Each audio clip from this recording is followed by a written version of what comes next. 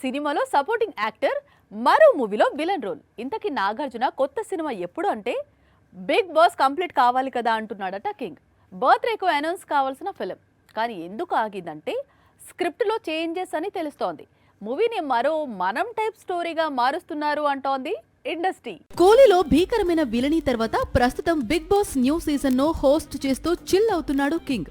Once Bigg Boss complete అయితేనే అక్కినేని నాగార్జున నటించే 100 సినిమాపై క్లారిటీ వచ్చే అవకాశాలు ఉన్నాయి. బహుశా న్యూ ఇయర్ లోనే నాగార్జున 100 పై అఫీషియల్ అనౌన్స్మెంట్ రావచ్చు.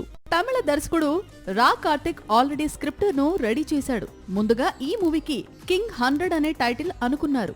కానీ ఇప్పుడు 100 నాట్ అవుట్ అనుకుంటున్నారట.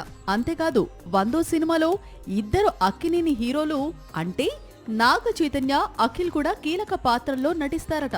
ఆ విధంగా స్టోరీని డెవలప్ చేస్తున్నాడట కార్తిక్.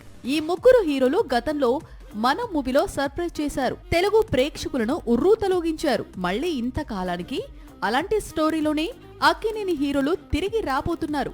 కాకపోతే ఈసారి ట్రెండ్ కు తగ్గట్లు పూర్తి స్థాయిలో యాక్షన్ సీక్వెన్స్ తో సర్ప్రైజ్ చేయనున్నారట. పేదవాడి పక్షాన నిలబడతాం, ప్రజా గొంతుకై నినదిస్తాం. వాయిస్ ఆఫ్ వాయిస్లెస్, తెలుగువారి మనస్సాక్షి సాక్షి టీవీ.